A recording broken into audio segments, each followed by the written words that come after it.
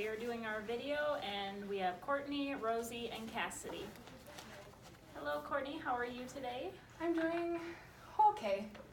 Okay. Well, my name is Rosie, and this is Cassidy. We're just gonna meet with you today and go over some of your medications. And first, we'll just start off with vitals. Okay. Okay. So how have you been doing recently? I mean, I've been better, but I've been worse. Okay. Can you tell me a little bit more about that?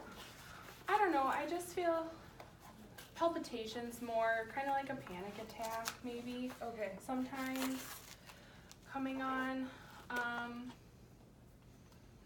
kind of get worked up about things that Okay. probably aren't that big of a deal. Right. It's been hard to cope lately. Okay. All right, well, I'll let Rosie take your blood pressure so you don't, that doesn't change. Make sure you're uncrossing your legs.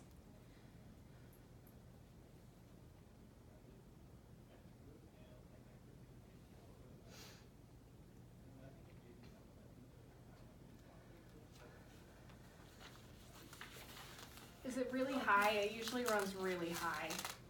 No, it's actually not too bad. It was Okay. about 130 over 90. Oh, that's so- high. What, for you? Yeah. Okay, well, we'll write that down.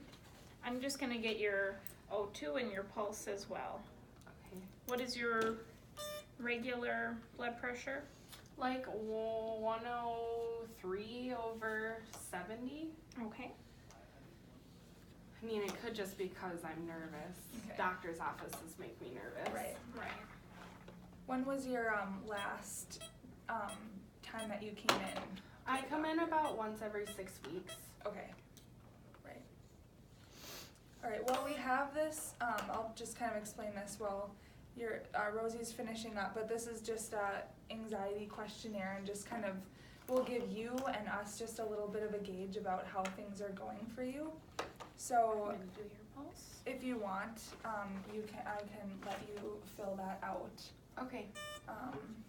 when Rosie is done here, and sometimes it's a little easier to get what's actually happening out on paper rather than saying it.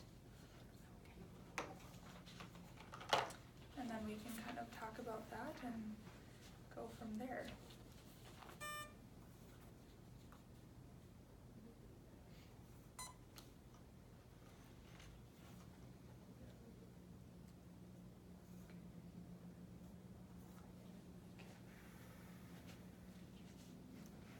What were the other vitals? We got about 130 over 90, and then we got pulse 110, and then O2 was 98 on room air, and we didn't get a temperature yet. Okay.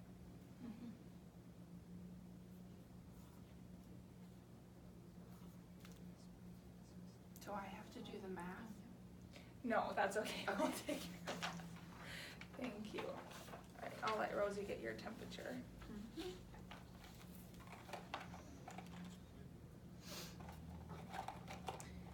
Okay, we'll just go under the tongue.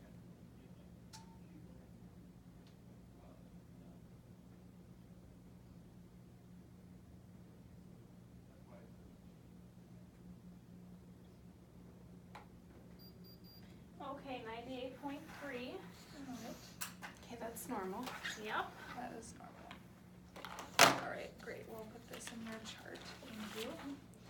Should we look over it before we kind of discuss it a little bit? Right. Okay.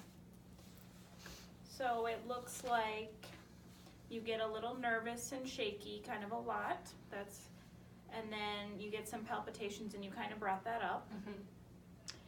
And then you have difficulty relaxing. Okay, does that kind of mean like when you're sitting, or just? Yeah, like when I finally have time to where I feel like, oh, I can watch a show on Netflix or something, I sit down and then I realize, well, I have 5 other things I could do instead, so might as well Right. do those while I'm thinking about it, and so then I don't actually like get to relax. Okay. My brain is always on. Right. Kind of those racing thoughts and just a lot on your plate too. Yeah. Are you in school or anything? What are you doing right now? I'm in nursing school, so that's stressful in itself. It has really made my anxiety a lot worse. So we're trying to figure out the best way to adjust either non-medication ways to help and medication ways to help to try and make it better. Because I feel like I'm not treating people very nicely when I am very anxious. Right. So that's definitely a factor. Yeah. So you're on Zoloft? Yep. Correct? Yeah. Okay. And what other things are you doing that could help that when you get kind of stressed that you do for yourself? I try and exercise, and if I can't like hardcore go to the gym, I try to just walk. Okay. Our exams are really early though, so I like to study, like review before my exam, so I don't have time this time around to like work out or go on a walk before an exam. Okay. Right. So that makes it a little bit hard, because I definitely feel the anxiety go up when I'm taking exams. Right. Okay. Gotcha. And how are you sleeping, especially before those upcoming exams? I wake up a lot throughout the night, and then I wake up earlier than I plan to and just don't go back to sleep. Okay. And do you do anything for sleep? The doctor wanted me to try trazodone, but even on like the lowest dose, it like knocked me out to where I was still tired when I woke up. Okay. 'Cause even like one Benadryl will knock me out for 8 to 10 hours. So I think I just react badly to them. So if I'm having a really hard time falling asleep, I'll just take a melatonin. Okay. But I don't take that every night. Sure. Does that seem to help when you do take it? Okay. I still wake up kind of sleepy though, so I try not to take it on days of it, like exams or things like that, because I don't want to feel tired still. Right. So you are not trying to find a medication for sleeping. Okay. That's good to know. Okay. What has your caffeine intake looked like recently? Lots of caffeine. I know he told me that I should try and stay away from large amounts of caffeine, but when you have so many things to do and study for and have to work and all that, and it's just, you kind of have to rely on it. Right. Okay. So I heard the doctor gave you a new order for Buspar. Yeah. And so Rosie's going to kind of talk a little bit about that and see what questions you have for us. So I think the first thing to bring up is just so you know what med you're on right now. Yeah, so I'm on sertraline, which is the Zoloft. That's the SSRI, is that correct? Yeah, the SSRI. Perfect. And then, like we kind of went over, so your vitals were a little high, but that, like you said, that might be just because you're just a little anxious or get the palpitations. And I think adding this other medication is really going to help. So what we want to make sure we do is we really want to make sure that we kind of get your anxiety to where it's comfortable and where you're not always anxious. That's why we do a non-benzo, which is buspirone. So that's what we're going to try with. So we don't want to increase the med you're on because that can kind of overdo it and you may get some side effects that you don't want. So I'm just going to briefly go over buspirone. So I want to make sure to give you a handout as well, and you'll be following along. Okay. So you'll have that, but I'm just going to go through a couple things that this med is for, and just a couple things to look over. So with that, it is for anxiety, and it is generally used for that.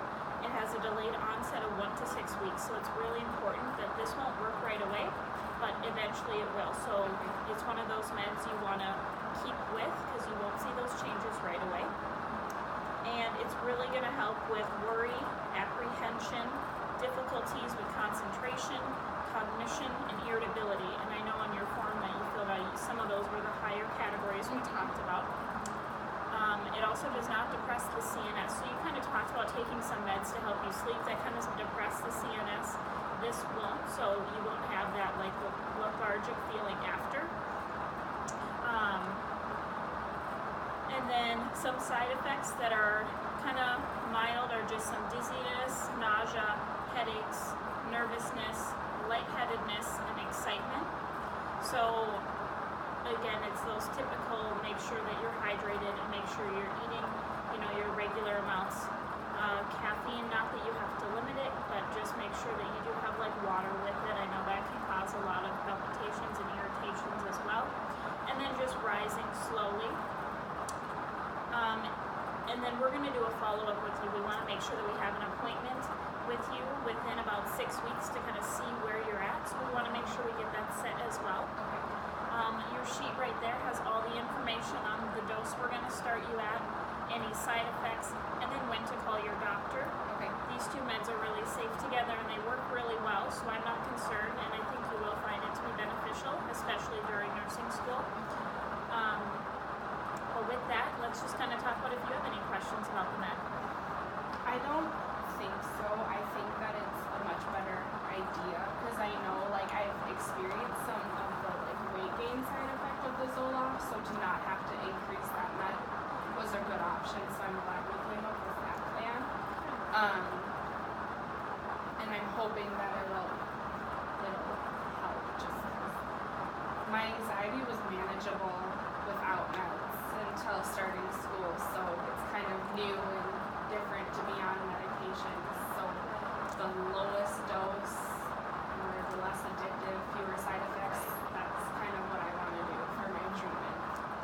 And just making sure that you are finding other ways that help you too, whether it's just trying to read a book and when you have a break, or taking a walk, or doing something that's good for you, hanging out with friends. And really, I know it's hard with time constraints of studying and everything, but just keeping that self-care as a priority for you too.